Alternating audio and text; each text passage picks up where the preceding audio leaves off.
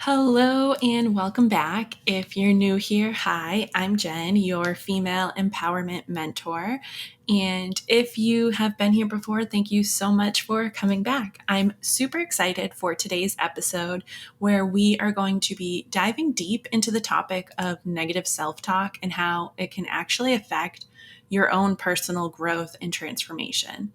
And I know for me, especially, negative self talk is something that many people struggle with. And despite your aspirations and hard work, you may be finding yourself stuck in this repeating cycle of negative self talk and limiting beliefs that just leave you feeling frustrated and discouraged and not really sure where to go next. And I'll be honest, it's difficult to break this cycle, but it's not impossible because the good news is we have the ability to shift our minds. And within this episode, I'm going to be sharing with you some of the tools and strategies that you can start to implement to overcome negative self talk and actually achieve those goals that you are setting for yourself. So we'll discuss the root cause of negative self-talk, why it's difficult to break it, and most importantly, how you can take the action to stop it in its tracks. And my hope for you is that by the end of this episode, you'll have a better understanding of what negative self-talk really is, why it's a common problem, especially among women, and most importantly, how you can use the tools and strategies we discuss to make positive changes in your life. So let's get started.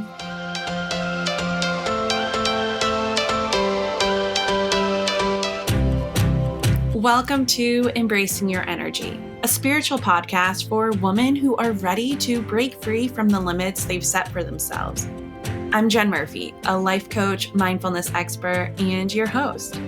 I'm here to guide you on a journey of self-discovery and transformation. On this podcast, we'll be diving into visualizing your possibilities, reprogramming your subconscious, and manifesting your desires.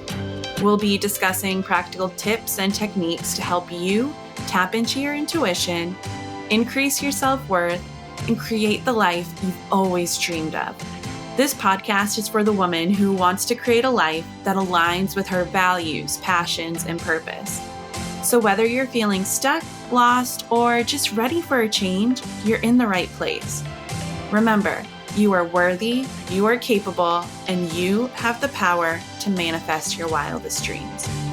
So get ready to let go of limiting beliefs, make some much needed mindset shifts, and finally manifest abundance and success. Let's start embracing your energy.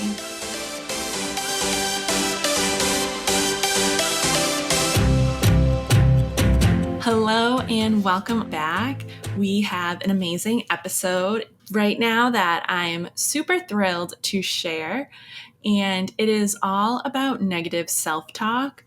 And a lot of times I find people don't even realize how much negativity they have in their minds. They're like, oh, I don't do negative self-talk. I don't look at myself in the mirror and tell me what's wrong.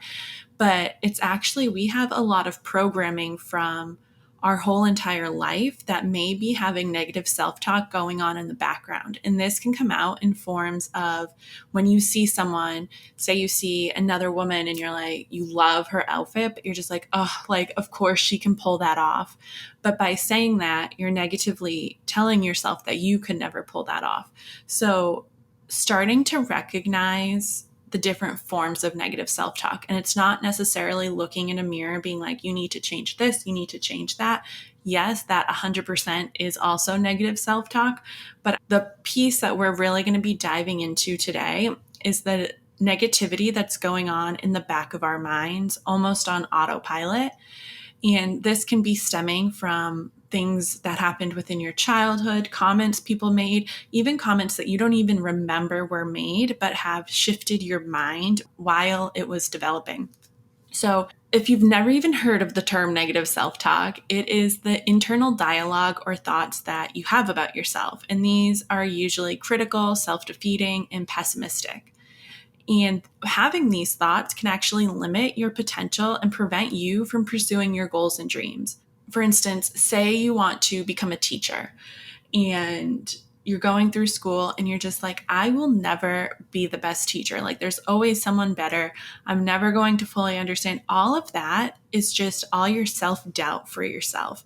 And it's actually preventing you from giving it your all and tuning in to yourself to become the best teacher you could be. And this can apply for any job. I previously was a teacher, and that's kind of why I picked that example, but it can be for anything. It can be a lawyer, it can be a coach, it could be a doctor, literally anything. You can convince yourself and you can find evidence in your life why it may be hard to achieve that goal, but you convince yourself that that goal is unachievable. And I'm here to tell you, every single goal is achievable. You have to work hard sometimes, usually most of the time, and you have to be dedicated enough to keep showing up and trying and learning. And you also have to be ready to make the mindset shifts that you need to show up and embody the life you want to live. So, having negative self-talk is very common, like I mentioned. I feel like everyone has it, whether you announce that you have it or you don't. Even the most confident person walking around probably has some form of negative self-talk within them, something that they're always scared to go up against, and that's just being a human. And so you don't have to necessarily look down on it, but you can be like, okay, I just noticed that I had this negative thought about myself. How can I start to replace it? So if you're not doing that, just constantly thinking these thoughts again and again will lead you into this spiral, and it creates a behavior that reinforces the limiting belief that's holding you back. And by reinforcing that limiting belief, you don't end up moving forward and overcoming the obstacles in your way to achieve your dreams and goals. With that happening, it also can affect your physical health by leading to stress, anxiety, and a bunch of other negative emotions, because your body is constantly trying to reach that new state of being, but has to focus all its energies on all this negativity you're bringing in. And I saw on TikTok the other day that there was this study done, and sometimes when you are cold in your hands and feet, we just kind of assume it's you're not having like blood flow. And really, that's one reason. But another reason is your stress that is happening and your body pumping all its blood to the area that is experiencing the stress. So, for instance, if you've ever felt like you get physical symptoms of stress. For instance, maybe your throat is always sore or your neck, but maybe the limiting belief and the negativity that's there is affecting your throat chakra. So all the physical symptoms are coming out there, and we need to target some of your limiting beliefs around speaking and sharing your voice and your truth. And by doing so, it can start to alleviate some of the physical pain that is occurring there. And by doing so, your body no longer has to push all the blood flow there to help make it move. So having any type of negative self-talk can affect you more than just mentally, and it really can start to hold you back, and not only mentally, but also physically, like I just said, because by having all these physical pains, you might then use all of that as evidence of why you can't do that thing you're trying to do. So it's important to recognize and start to challenge any negative self-talk that is occurring within your mind in order to push forward and achieve the growth and transformation you're aiming for. And negative self-talk eventually becomes a habit that we're not even sure is happening, or we're not aware that it's happening. So a habit, if you've ever read Atomic Habits by James Clear, I know I talk about it a lot, but it really breaks down how to form a habit and how habits are formed. And habits make up your entire behavior.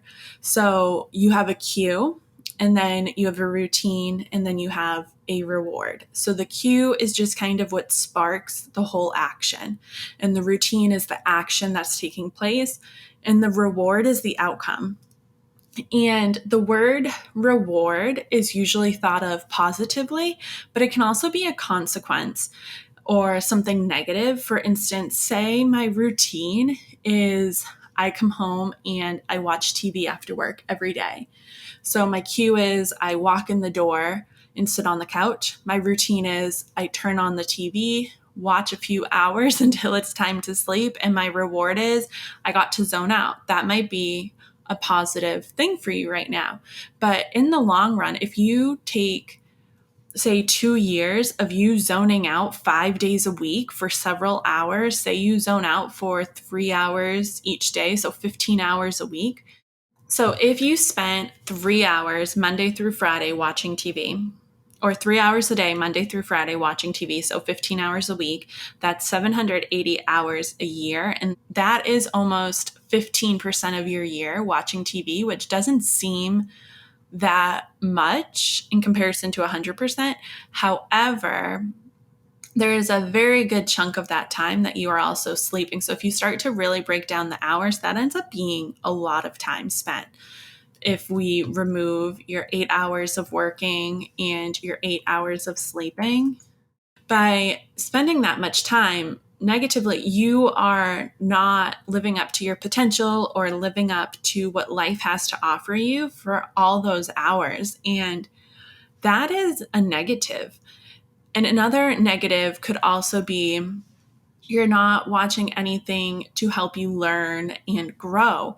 And I'm not saying every time you watch TV, it has to be like a documentary where you learn and you have this whole new idea of life and all of that. I definitely sit down and sometimes just unwind with a movie, fully get it. Like, understand I'm on your side. We need that as well. It's called balance. So I remember when I was back in the classroom, I would be so tired from teaching. I couldn't wait to get home and spend like 4 hours on my couch watching TV, and pointless TV. Like, just TV I didn't necessarily have to pay attention to, but I claimed I needed noise in the background. And this was just to take away any sense that I could tune into myself. But at the time, I just thought it was, I needed the noise. And so I would come home, turn on the TV, sit on the couch, pull out my laptop, and continue my work for the rest of the evening of whatever I couldn't finish during the day. And that's a whole other thing of bringing all my work home. But I only lived for the weekends. Like, I thought my life could only happen on the weekends. And when it came to the weekends, I spent all day Saturday or all day Sunday sitting on the couch on my computer doing more work to prep for the week ahead. So I really had one day off. And so for those years that I was in the classroom, I really was only living for one day a week to do whatever I wanted. And usually that day turned into errands and grocery shopping and meal prepping and that kind of stuff. It wasn't necessarily living life. So for several years, I only took like 52 days to live. And it wasn't even living the life I want to live or that I wanted to live. It was just living to exist. And I look back and I can't believe that's kind of where I was. And I think it's so easy to get into that cycle, because when I was in that cycle, I constantly was telling myself, like, this is life. Like, I'm grown up now. This is life. You have bills, you have to work. Like, work is first. I think that's very like American of us. I feel like a lot of other countries don't have this belief, whereas a lot of countries work to live, but we live to work. I took work as my own identity. If someone was like, hey, like, tell us who you are, the immediate thing I would say is, I'm a teacher and my name's Jen. Like, I didn't even say my name first. It just immediately was my job. And I find that still happens. And I'm currently trying not to explain myself as my job when I meet new people.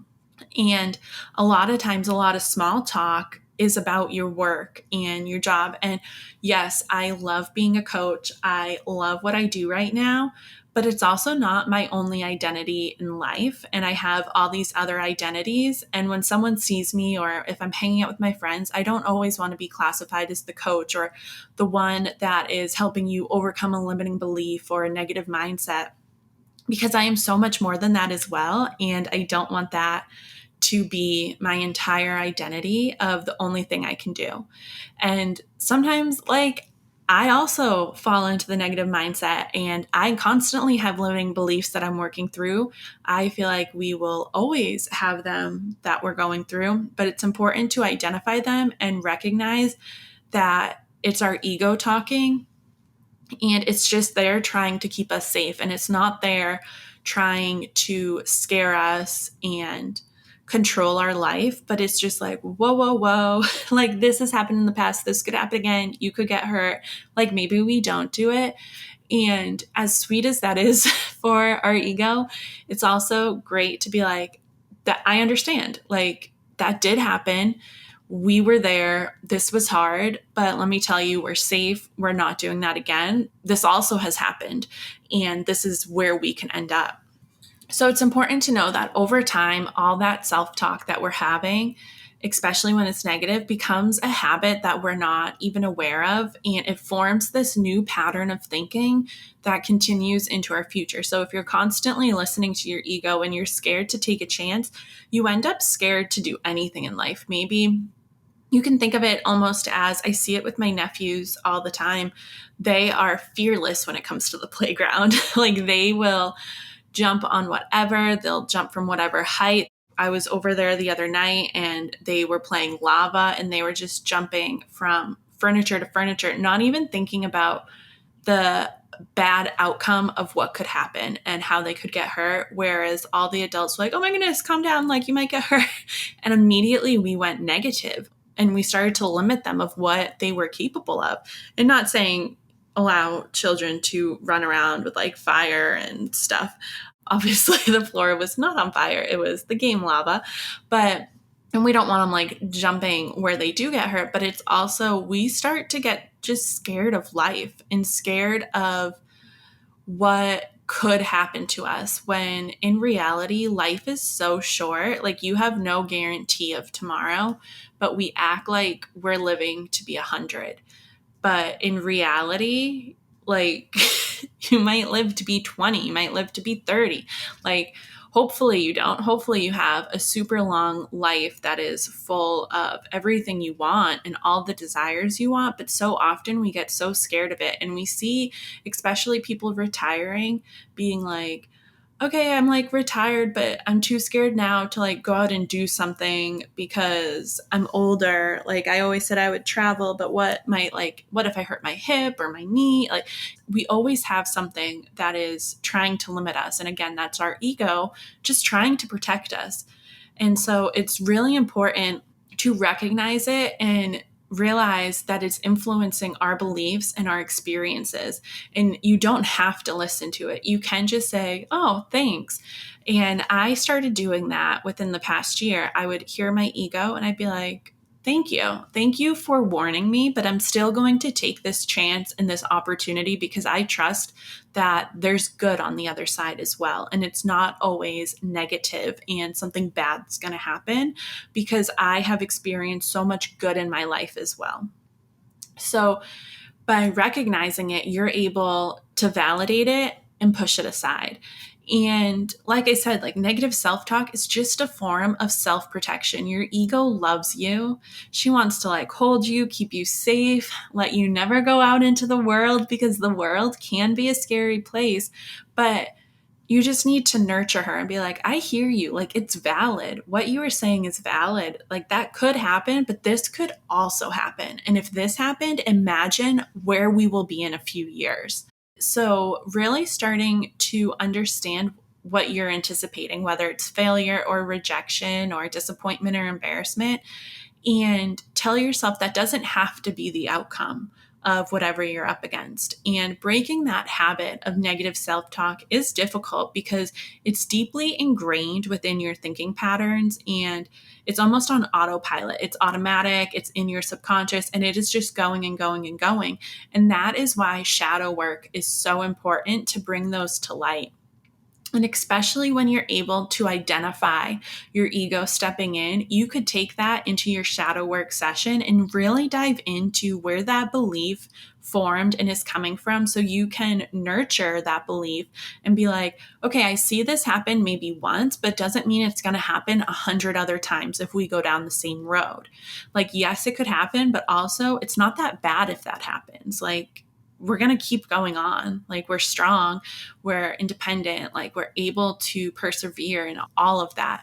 So finding out where to really dig in and knowing that maybe you're not in the mindset right now to dig into certain ones and being okay with that, knowing you will come back. And if you are new to shadow work, you can always grab my shadow work guide. It goes over the 8 benefits of shadow work and gets you started with 50 prompts, especially resonating with self-love, which is a great spot to start with shadow work. You can grab that at jenmurphy.co/shadow or find it in the show notes of this episode. But shadow work is a great way to start breaking the cycle of negative self-talk. And again, that self-talk is just a coping mechanism that you have developed over the years. And it's a way to deal with the stress. And even though it's challenging to let go, know that there are other coping skills out there. You don't always have to limit yourself and scare yourself from trying something new. You could try it and have additional coping skills. So although it's hard to break that habit, it is possible. And the more you work at it, the easier it will become. And you'll start to become more aware of your thoughts, and you'll begin to actually challenge those negative beliefs and be like, why do I think that? Why do I think I can't be a teacher? Here I am getting promotion after promotion. Like, a bunch of schools want me. All the students love me. Like, why? Just because I thought I messed up in one lesson, or one person said, maybe you should have said this differently. I'm a human. Like, I can say it the way it comes out of my mouth. And yes, I could reflect and be like, maybe that wasn't the best way to say it, but going forward, I can adjust and do it this way, but also not being scared to still try something new and replacing all that negative self-talk with positive affirmations. And a great way to do that is to go through a thought download. I do this a lot with my one-on-one clients, and you can always reach out to me on Instagram if you're interested to learn more at jenmurphy.co and just be like, I need help with my limiting beliefs, and I will be more than happy to support you. But it's finding those affirmations and utilizing them. And anytime that negative thought comes up, stating your affirmation helps your brain see that you are actively replacing and rewiring what it's currently thinking is its main programming. And then incorporating that into your rituals and daily practice, whether it's yoga and with each breath you're repeating your mantra, and that mantra is your affirmation, or maybe it's meditation and you're sitting there repeating it, or journaling and you're writing about this new affirmation. There's a lot of other ways you can also start to reprogram using that affirmation. So with all of that, it's important to also figure out the root cause of that negative self-talk. A lot of times it's societal pressures that are placed on women, and it plays this very important role within the negative self-talk. And this can be the unrealistic beauty standards, gender roles, and expectations around success.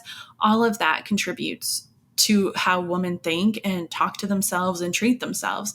And we can internalize these pressures and expectations, and they can make us feel like we're not measuring up, or maybe they're leading to feelings of inadequacy and self-doubt.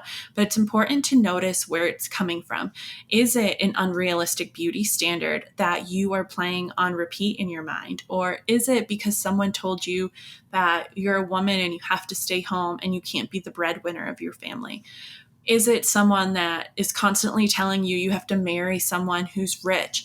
Like, and all of that, just someone saying it one time will program, it won't reprogram, it will program your mind to believe that. And that's why we need to reprogram it to know, hey, like, someone said that, don't know who said that. It's not the truth. I can be the breadwinner. I can be successful. I can own my own company. I can live a life of my dreams, all of that. And it's kind of hard because the media and advertising around us, especially social media, can really promote this ideal image of perfection. And for the majority, that's unattainable. I like to think of this as we start to compare ourselves to people outside of our quote unquote level. So for instance, when we were younger and before we all had social media and cell phones, you could only compare yourself to your classmates. It was like, ooh, like she has this top and I want a top like that. And now it's like, oh my goodness, look at like Kim Kardashian over here. She has this. I need to do this. Well, you guys aren't in the same socioeconomic status. You're not in the same area of life. You're not even the same age. And I think you can see this a lot with a lot of the younger children on TikTok and Instagram who, if you compare a 13-year-old now to when I was 13, like we just look completely different. And it's all because of the societal pressures they're getting online. And all of that just ends in this constant cycle of self-criticism and self-doubt. And it just makes them feel way less confident and insecure about themselves. And I saw this so much when I was in the middle school classroom with my students and just how much they wanted to change. I had girls coming in 7th grade being like, I'm going to get lip filler. And I'm like, no, you're in 7th grade. Like, calm down. Like, they were just trying to create themselves into someone who at that time they shouldn't even relate themselves to. And that's when all these stories end up programming our subconscious mind. So constantly, she just always felt like she didn't have enough lips. And so she would do the overlining of her lips. She would almost do, she didn't call it the duck face, but it seemed like the duck face, if you know what I'm talking about, just to like make her lips look fuller in a picture. Like all she ever thought about was her lips and how they looked. And I was like, you're in 7th grade. There are so many other things that are going on that we need to like prioritize. Yeah. So just seeing where a whole story that's in your mind has come from is so important, because I'm sure she could look back right now and be like, what was I thinking? Like, and who knows, maybe she's like, I got lip filler and I love it now, because she's probably in college age. So she's probably like 18, 19 right now. So maybe she did. I don't know. But it's just like crazy to think and to start to recognize the younger generation around us and what is programming their minds right now and what we are allowing to program. And that's pretty much it. Like your childhood basically programmed your life. And in your childhood, you're not that in control of everything. You're not in control of the environment you live in. You're not in control of the people you're around. You're not in control of the experiences that happen to you. And yes, really great experiences can happen, but also really negative and bad experiences and trauma can happen. And unfortunately, the trauma kind of outdoes the positive. And so if you're constantly receiving trauma at a young age, it affects your development. And if you don't believe that, go to Google right now. I did so much with trauma with children. That was actually what I specialized in within teaching. I had a whole separate degree, advanced graduate degree, and it was all about the effects of trauma within children and brain development. And by learning that, I realized like all of us, that happened to us. And yes, there's a bunch of different types of trauma, but the most important thing to remember, every trauma affects every brain differently. So someone's trauma of getting in a car crash versus someone's trauma of getting like abused as a child can affect the brain in the same exact way. And now I'm not saying one is worse than the other, because they literally affect how the brain develops, especially since your brain isn't fully developed. And if you want to learn more about it, definitely just go to Google and type in child trauma brain versus quote unquote normal brain, and it will show you the gaps that happen within your brain. And so what happens is it literally takes away pieces of your brain. Like they just don't develop, and you can see it in the scans, and there's a million pictures on Google that even show it. So to reprogram it, we have to rebuild those, and it is possible. I've done a lot of research behind it, and there are ways, but unfortunately, the older you get, the harder it is to reprogram. It's definitely way easier to reprogram while your mind is still developing. However, that's not the only time you can reprogram. There are other ways around it. So just starting to notice what happened in your childhood, even the positive things or what you thought was positive could have a negative effect, and it could lead you to having a negative self-talk pattern that makes you not even realize something happening around you is bad. And this usually comes back to white privilege and what could happen to you, and you think it's normal, and then you meet someone else and they are from a different background and you just don't even consider it, because although it was great that it happened to you and maybe it was really positive, you miss seeing how the negative side of it could have affected your own development, and you almost become ignorant to what could be happening around you. So starting to really break down both helps you figure out the root cause, and finding that self-awareness and identifying that root cause can help you start to target where you need to begin on your journey. And again, this journey is ever going, like it's never ending. There's always going to be more. You may think you got to the bottom of one issue and then you're working on 5 issues down the road and the first issue gets re-triggered and you're like, okay, it's not done. It's almost like an onion. Every time you peel off a layer, another layer might come off when you're peeling another onion. Well, I guess that doesn't actually happen when you peel onions, but you know what I'm saying. So just because you think you finished one, it could also not be done and be influenced by something else to kind of go back in at a new lens, because you have removed a limit that was in your mind about other limit that you thought you unpacked. I'm very visual, and so that starts to get kind of messy with words. But starting to introduce visualization is so important when you're reprogramming your subconscious mind. And visualization is a technique that involves using mental imagery to create or recreate the desire that you want. And it helps us align our conscious desires with our subconscious ones. And our subconscious takes up 95% of our mind.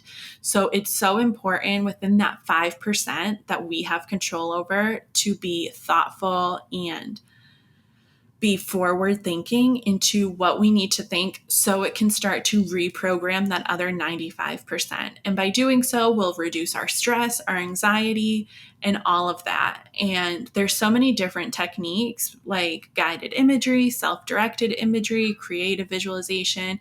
There's so many different types of visualization.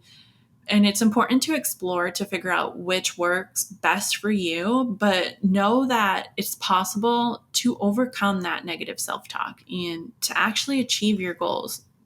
And like we talked earlier, using positive affirmations is a great way, especially if you're creating your own from a limiting belief.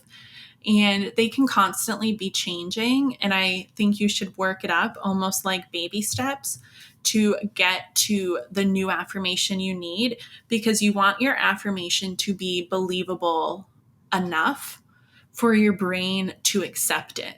So maybe going from I'm a millionaire, your brain's like, no, you're not. Like calm it down. You might be like, I am great with my money. And then from there, you might be like, I have $10,000 in my savings account. And once you hit 10,000, you're like, whoa, I really do. And then you find the next one. So just because you pick one affirmation doesn't mean that's the affirmation for the rest of your life. And you can always decide, okay, this one's working, but I'm going to put it to the side for a bit and really focus on this piece of my life. So negative self-talk definitely is a very common problem a lot of us experience. And again, it can be caused by societal pressures, childhood experiences, and a lot of other factors. But by embracing that negative self-talk, it starts to form that habit, which then makes it difficult to break. But using tools like visualization, affirmations, it helps you shift your mindset, internal limiting belief into an empowering belief, allowing you to turn negative self-talk into positive self-talk. So I recommend you create a specific plan to start implementing affirmations or visualization into your daily life. And I highly recommend joining our community. We're just over on Instagram at jenmurphy.co, and I'll help you stay accountable and motivated throughout the whole time. And please remember to be patient with yourself and kind to yourself. This is a journey. You don't have to run your way through it. It's actually never ending. So what's the rush? What are you rushing for? Just slow down and go at the pace that your soul is calling. And remember to celebrate your progress along the way. So a few places you could learn even more is definitely check out some of my blog posts on my website, jenmurphy.co. I go a lot into reprogramming and a lot into limiting beliefs. Also be sure to check out my Instagram at jenmurphy.co, also on TikTok. And all of that can definitely help you on your personal growth and transformation journey. A few books I love is The Power of Now or You Are a Badass. I'll link all of that in the show notes. And a few apps I enjoy is Insight Timer or Headspace or Calm. Those are great with guided meditations to help you start to do the inner work. So we've covered a lot of ground in today's episode about the truth of negative self-talk and how to stop it. So doing a quick recap of the main points we discussed, we talked about how negative self-talk can be a common problem, especially among women, and it can be caused by various factors such as societal pressures, childhood experiences, and more. And negative self-talk can also become a habit that is super difficult to break, but using the practical tools such as visualization, positive affirmations, it's possible to actually shift from negative to positive self-talk. We also highlighted the importance of self-awareness in identifying that root cause and taking the action to reprogram your subconscious mind. We discussed how visualization and affirmations can help with that shift in your mindset. And I gave you a few different practical tools and strategies you can start to use. But the biggest takeaway I want you to get from this is simply put that you have the power to shift your negative self-talk to positive. And you have the power to overcome any limiting belief in your way. All you have to do is be consistent and show up. By doing so, you'll begin to actually reprogram your subconscious mind. And as you reprogram and rewire it, you're going to unlock your full potential, and the transformation is beautiful. So I want to empower you to take action and make positive changes in your life today. I encourage you to create a specific plan for implementing just one of these tools once a week. I invite you to share your experience and progress with me on social media at jenmurphy.co and allow me to support and uplift you as we work together towards our goals. So thank you so much for tuning into this episode. I hope you found it valuable and empowering, and be sure to join me on the next episode where we'll be diving into another topic related to personal growth and transformation. See you then.